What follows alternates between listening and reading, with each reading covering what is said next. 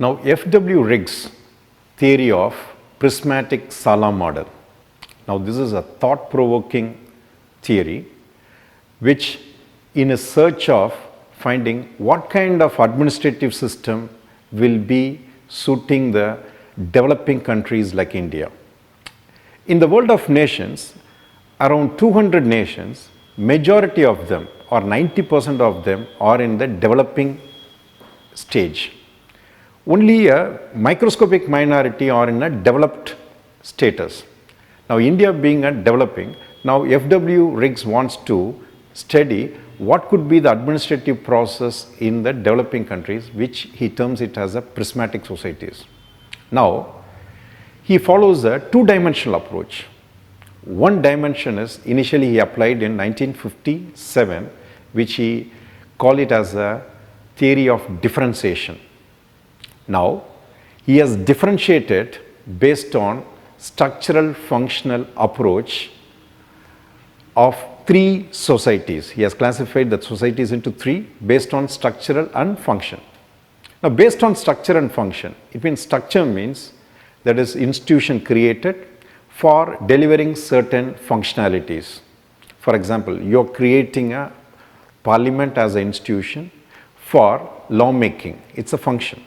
Now, in every society, we create an institution or structure for delivering certain function. Now, based on the structural function, now the societies are classified into fused societies, which is connected with the ancient societies. Now, next stage is the prismatic societies, which is in a transition level, which India-like countries or developing countries are there. Next is the diffracted societies, which is developed societies like current US and UK. So, based on structural function, fused, prismatic and diffracted societies are created. Now, in fused societies, what happens in the Asian, king will be the institution. Now, he will deliver all the function. He will be the lawmaker, law implementer and adjudicator of the law. Now, he is the only structure and all functions are emanated. So, in fused, you will have a single structure delivering all function.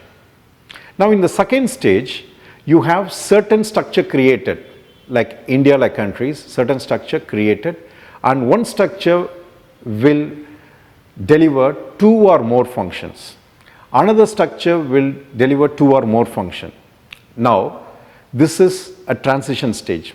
But whereas in the developed countries like US and UK, you have one structure create and specially or specific function from that. There is no other extra functions that will create confusion. So what happens is, now India-like countries are moving towards it. Now, what happens is, by structural function, the entire 200 plus countries in the world of nations, now you cannot classify them under these three categories perfectly, because there is still among the majority developing countries now certain subtle differences. How these subtle differences are to be explained? For example, how can India be equated with Kenya? Now that's a question. Or Bangladesh with Kenya, which all forms under the prismatic. Now, later on, finding this defect, he goes in 1975 as another dimension called as the integration. It means that despite of creating a structure and function, how well all the institution or structures are coordinated to deliver the public services. That is, integration is about coordination. It's now the problem is, it is not the creation of structure and function, but coordination. So today, the two-dimensional approach explains the entire perfectly and ranks all the countries in the two dimension, that is differentiation and integration.